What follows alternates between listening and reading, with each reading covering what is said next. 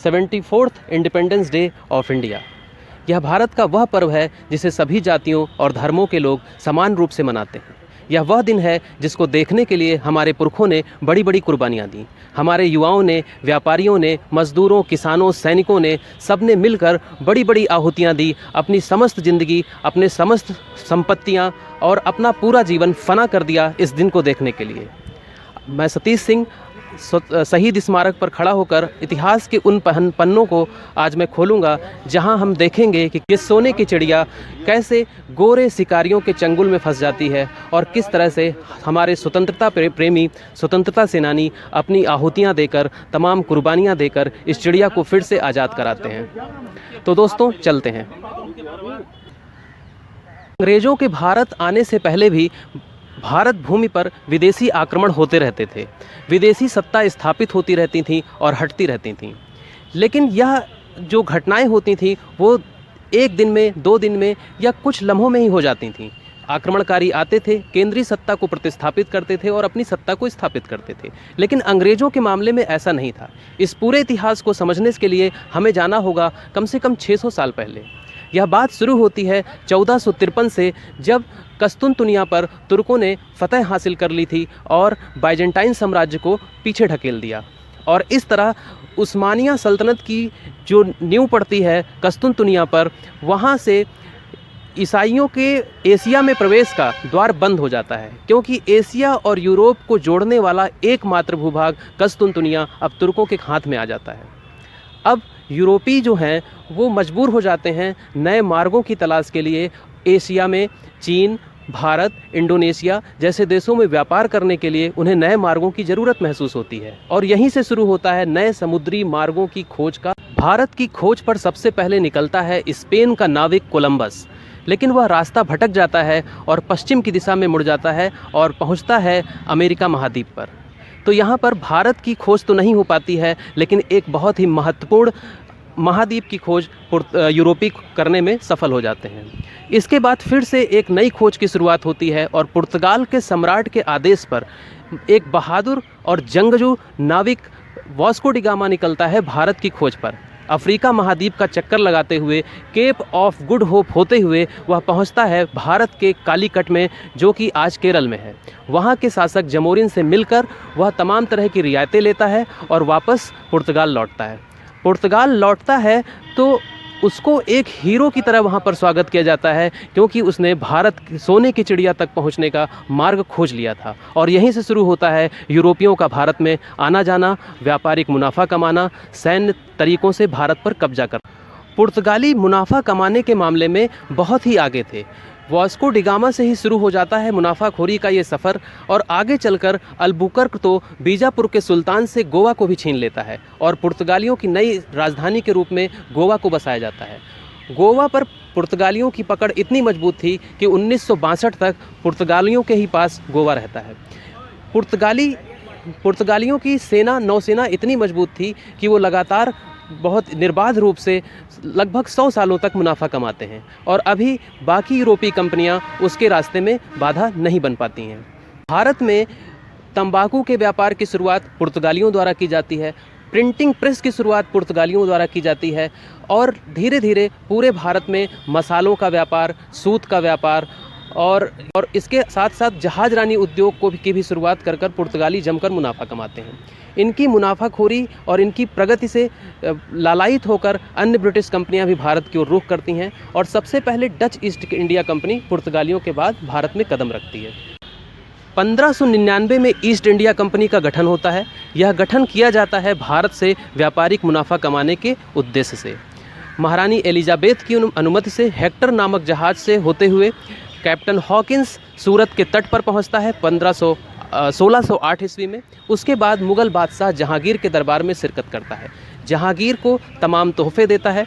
Jahangir Hawkins से प्रभावित होकर कुछ व्यापारिक रियायतें ईस्ट इंडिया कंपनी को दे देता है। उसके बाद पहली व्यापारिक फैक्ट्री स्थापित की जाती है सूरत में और यहीं से अंग्रेज़ों के मुनाफाखोरी का दौर शुरू हो जाता है और इसके बाद वो धीरे धीरे भारत के कई हिस्सों में अपनी फैक्ट्रियां स्थापित कर लेते हैं। व्यापार से जितना भी मुनाफा मिलता है ईस्ट इंडिया कंपनी अपनी किलेबंदी पर भी ध्यान देते हैं, अपने सैन्य संगठन को भी धीरे धीरे मजबूत करते रहते हैं, क्योंकि इस दौर उनके प्रतिद्वंदी जो है आपके पुर्तगाली, डच और फ्रेंच जो कंपनियां हैं उनसे उनकी मुठभेड़ भी होती रहती है। तो इस तरह से वो मुनाफे को अपनी सैन्य शक्ति को मजबूत करने में भी प्रयोग करते हैं।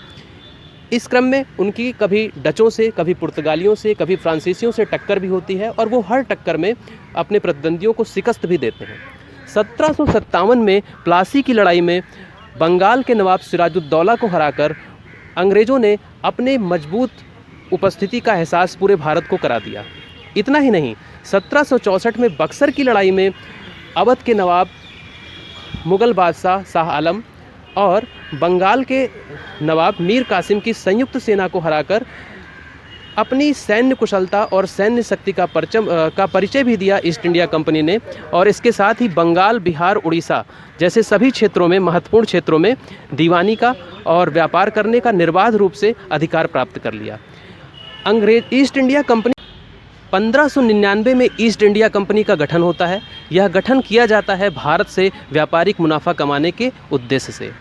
महारानी एलिजाबेथ की अनुमति से हेक्टर नामक जहाज़ से होते हुए कैप्टन हॉकिंस सूरत के तट पर पहुंचता है 1608 ईस्वी में। उसके बाद मुग़ल बादशाह जहांगीर के दरबार में शिरकत करता है, जहांगीर को तमाम तोहफे देता है। जहांगीर हॉकिंस से प्रभावित होकर कुछ व्यापारिक रियायतें ईस्ट इंडिया कंपनी को दे देता है।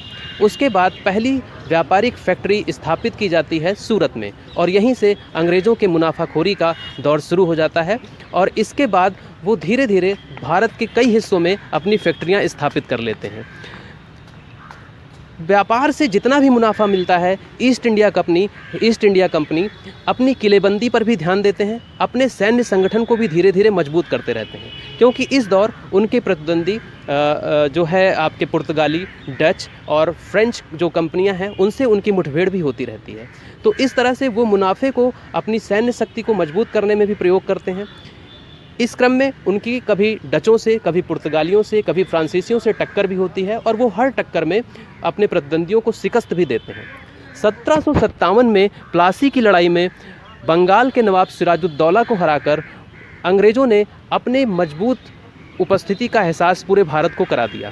इतना ही नहीं, 1764 में बक्सर की लड़ाई में अवध के नवाब मुग़ल बादशाह शाह आलम और बंगाल के नवाब मीर कासिम की संयुक्त सेना को हराकर अपनी सैन्य कुशलता और सैन्य शक्ति का परिचय भी दिया ईस्ट इंडिया कंपनी ने, और इसके साथ ही बंगाल, बिहार, उड़ीसा जैसे सभी क्षेत्रों में, महत्वपूर्ण क्षेत्रों में दीवानी का और व्यापार करने का निर्बाध रूप से अधिकार प्राप्त कर लिया। ईस्ट इंडिया कंपनी की सफलता महज सौभाग्य नहीं थी, यह महज लक नहीं था, बल्कि इसके पीछे ईस्ट इंडिया कंपनी की कुशल रणनीति भी थी। ईस्ट इंडिया कंपनी ने अपनी कुशलता से जितना भी मुनाफा कमाया उससे अपनी सैन्य शक्ति को मजबूत किया, एक प्रशिक्षित सेना तैयार की, उनको अच्छी बंदूकें मुहैया कराईं, उम्दा नस्ल के घोड़े मुहैया कराए, खाद्य एवं रसद की आपूर्ति लगातार बनी रहे, युद्धों के दौरान भी इसकी भी व्यवस्था की। मजबूत नौसेना के दम पर ईस्ट इंडिया कंपनी ने कभी भी सप्लाई को बाधित नहीं होने दिया। ऐसे करते हुए ईस्ट इंडिया कंपनी ने लगभग सभी भारतीय राजाओं को अपने आधिपत्य में ले लिया, और उसके बाद धीरे धीरे कहीं जमींदारी व्यवस्था पर अपना प्रभाव छोड़ा तो कहीं व्यापारिक व्यवस्था पर, कहीं पर महालवारी व्यवस्था लागू की, कहीं रैयतवारी, तो कहीं स्थायी बंदोबस्त करके इन्होंने धीरे धीरे पुरानी जमींदारी व्यवस्था को रिप्लेस किया और एक नई कृषि नीति लागू की, नई जमींदारी व्यवस्था लागू की। इन व्यवस्थाओं की वजह से कृषक जो थे एक खेतिहर मजदूर की स्थिति में आ गए। पुराने परंपरागत जमींदारों को हटाकर उन्हें भुखमरी की कगार पर छोड़ दिया। नए स्वार्थी किस्म के जमींदार सत्ता में आ गए, और दूसरी ओर व्यापारिक नीतियों से भारतीय उद्योग धंधों को तबाह कर दिया, भारत को कच्चे माल का आपूर्तिकर्ता बना दिया, कैश क्रॉप्स नकदी फसलों को उगाने पर जोर दिया। कहीं पर अफीम की खेती, कहीं पर नील की खेती, तो कहीं पर रबर की खेती, कहीं चाय और कहवे की खेती करने के लिए यहाँ के किसानों को मजबूर किया। उन्हें उनकी लागत तक उपलब्ध नहीं कराई जाती थी, खाने पीने की चीज़ें उन्हें महंगे दामों पर खरीदना पड़ता था, क्योंकि खाद्यान्न वस्तुएं जो थी वह महंगी थीं। उसकी वजह थी कि ईस्ट इंडिया कंपनी लगातार युद्धों के अभियान में संरत रहती थी, संलग्न रहती थी और खाद्यान्न की कमी हो जाती थी।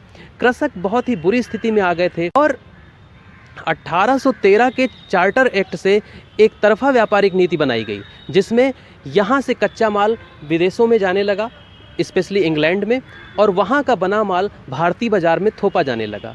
यहाँ के उद्योग धंधे पूरी तरह तबाह होने लगे। पूंजीपति से लेकर औद्योगिक मजदूर, छोटे छोटे व्यापारी सभी पूरी तरह से गरीब होते चले गए। और 1813 के चार्टर एक्ट से एक तरफा व्यापारिक नीति बनाई गई, जिसमें यहाँ से कच्चा माल विदेशों में जाने लगा, स्पेशली इंग्लैंड में, और वहाँ का बना माल भारतीय बाजार में थोपा जाने लगा। यहाँ के उद्योग धंधे पूरी तरह तबाह होने लगे। भारत के उद्योग धंधों को तबाह करने और भारत की कृषि व्यवस्था को चौपट करने के बावजूद भी ईस्ट इंडिया कंपनी रुकी नहीं। कंपनी की छल कपट की राजनीति में लगातार बढ़ोतरी होती रही। पहले मुगल बादशाह को अधिक पेंशन का लालच देकर ईस्ट इंडिया कंपनी ने अपना पेंशनर बनाया। यह घटना 1785 की है।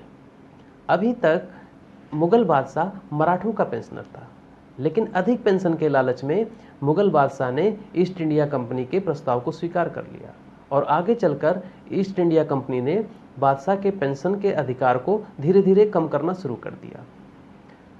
सामान्य दिनचर्या में जो सम्मान बादशाह के तौर पर ईस्ट इंडिया कंपनी के कर्मचारी मुगल बादशाह को देते थे, वह मिलना भी बंद हो गया।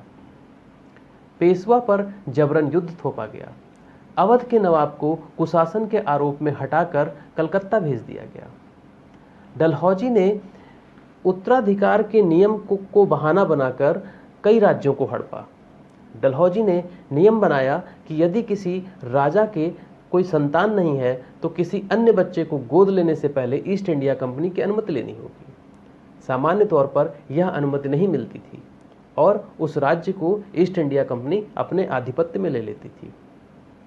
ऐसा करके ईस्ट इंडिया कंपनी ने सिक्किम, सतारा, पंजाब, झांसी सहित कई राज्यों को अपने अधिकार क्षेत्र में ले लिया। धीरे धीरे पूरे भारत में राजाओं, महाराजाओं, जमींदारों, किसानों और यहाँ तक कि सैनिकों में भी बगावत के सुर उठने लगे। सैनिक जो कि ईस्ट इंडिया कंपनी की शक्ति का आधार थे, वह भी असंतुष्ट थे। ऐसा इसलिए था क्योंकि उन्हें सामान्य सुविधाएं भी नहीं मिलती थी। अनावश्यक रूप से युद्धों में भारतीय सेना को उलझा कर रखा जाता था। ऊंचे पद उन्हें दिए नहीं जाते थे और समय समय पर अपमानित भी किया जाता था। 31 मई 1857 को क्रांति करने की तिथि निर्धारित की जाती है।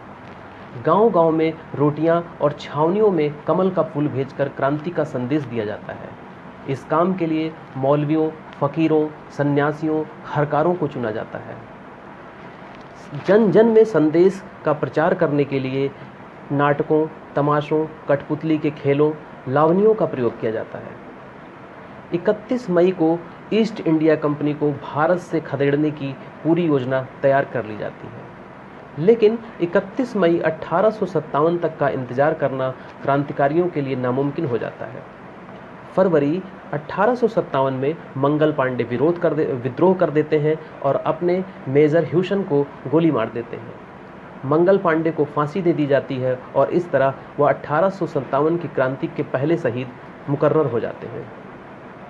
इसके बाद बैरकपुर छावनी में विद्रोह होता है और 10 मई को बगावत करने के बाद 11 मई को बैरकपुर छावनी के जवान दिल्ली पहुंच जाते हैं। मुगल बादशाह जिंदाबाद का नारा लगाते हुए वो मुगल बादशाह बहादुर शाह जफर से क्रांति की कमान संभालने का आग्रह करते हैं। देश भर से क्रांतिकारी दिल्ली में जुटने लगते हैं। दिल्ली के एजेंट साइमन फ्रेजर की हत्या कर दी जाती है और उसके साथ सैकड़ों अंग्रेज भी मारे जाते हैं। क्रांतिकारी दिल्ली के आयुध भंडार पर भी हमला करते हैं, लेकिन वहां पर मौजूद 9 अंग्रेज पूरे शस्त्रागार को आग लगा देते हैं और जिसकी वजह से बहुत ही तेज धमाका होता है और सभी 9 अंग्रेज और 25 क्रांतिकारी मारे जाते हैं। कहते हैं कि उस शस्त्रागार में 10,000 बंदूकें और 9 लाख से अधिक कारतूस थे। अगर वह क्रांतिकारियों के हाथ लग जाता तो शायद दिल्ली में संघर्ष और भी अधिक मजबूत होता। दिल्ली में जैसे ही क्रांतिकारियों ने अपना परचम लहराया, दिल्ली को अंग्रेज़ों से खाली किया, वैसे ही बगावत की खबरें पूरे देश में फैल गईं। जगह जगह बगावत होने लगी। इटावा में मजिस्ट्रेट डैनियल की हत्या कर दी गई। कोटा में मेजर सार्जेंट का सिर काटकर पूरे शहर में घुमाया गया। झांसी की रानी लक्ष्मीबाई ने झांसी से अंग्रेज़ों को खदेड़ बाहर किया। गंगा के तट पर बनाए गए व्हीलर के किले को नाना साहब ने तबाह कर दिया। लगभग पूरे भारत में ईस्ट इंडिया कंपनी की बहुत बुरी हालत हो गई। इलाहाबाद में लियाकत अली, मेरठ में कदम सिंह, मथुरा में देवी सिंह, बिहार में बाबू कुंवर सिंह, बघेलखंड में राणा रणमत सिंह, ऐसे अनगिनत नाम थे जिन्होंने क्रांति की बागडोर संभाली और ईस्ट इंडिया कंपनी को भागने पर मजबूर कर दिया। कई महीनों तक भारत में ईस्ट इंडिया कंपनी का शासन गायब रहा। लेकिन धीरे धीरे अंग्रेज फिर से संगठित होना शुरू हो जाते हैं। उनकी नौसेना से उन्हें मदद मिलनी शुरू हो जाती है। सिंधिया, होलकर और निजाम का साथ मिल जाता है। गद्दारों से उनकी साठगांठ हो जाती है और अंग्रेज फिर से दिल्ली की ओर कूच करते हैं। दिल्ली को फतह करते हैं। मुग़ल बादशाह बहादुर शाह जफ़र का रिश्तेदार इलाही बख्श मुग़ल बादशाह और उनके बेटों को गिरफ्तार करवा देता है। दिल्ली क्रांतिकारियों के हाथ से निकल जाती है और यहीं से क्रांतिकारियों का पलड़ा कमज़ोर होना शुरू हो जाता है।